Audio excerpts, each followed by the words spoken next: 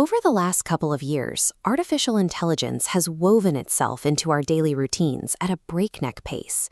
The trajectory of this technology isn't being drawn up by a global consensus.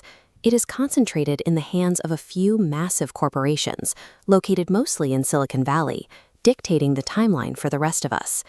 This dynamic has trapped society in what we might call a reactionary period. A developer builds a new tool, releases it, and the global public is expected to simply absorb it and figure out the consequences later. If a technology is guaranteed to alter the daily lives of the vast majority of the global population, why doesn't the public have a clear voice in how it is actually deployed?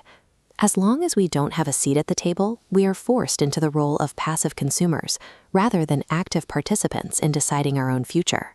To counter this dynamic, a nonprofit called the AI Safety Awareness Project, or ASAP, was formed to push the public past this reactionary phase.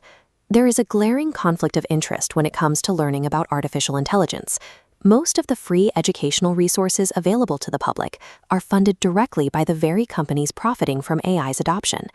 ASAP draws a strict financial boundary. They refuse any funding from tech companies, relying entirely on donations from just 2 private citizens to keep their operation running. They execute a nationwide educational mandate with an incredibly lean core team of exactly 4.5 people. Maintaining this tiny, independent structure is a deliberate strategy to shield their messaging from industry influence, helping build the community trust necessary for their outreach.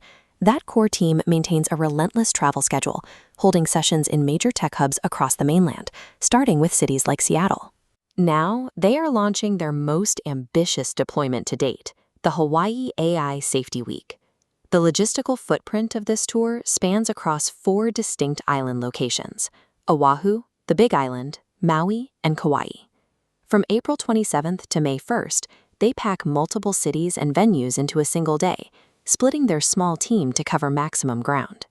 These sessions bypass technical training like coding boot camps or software productivity tutorials. The curriculum focuses on immediate safety risks. They partner with local organizations to teach kupuna, the older adults in the community, how to identify and avoid sophisticated AI-enabled scams and fraud. By bypassing the internet and delivering free, localized, face-to-face education, they reach the vulnerable communities that Silicon Valley product launches typically ignore. ASAP does not frame artificial intelligence as inherently good or bad, nor do they rely on fear-mongering to make their point. Their primary objective is to help the public build a critical thinking muscle when evaluating this emerging technology. In their policy workshops, they break down exactly how different states and municipalities are currently attempting to govern the technology.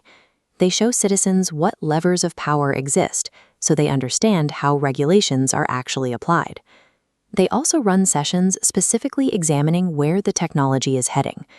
To have a say in the matter, the public has to look past what AI can do right now and start anticipating the major capability jumps coming down the pipeline.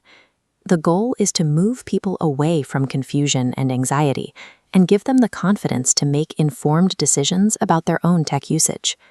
By grounding this education in community centers rather than corporate boardrooms, ASAP aims to give the public the conceptual tools required to demand a role in governing its own future.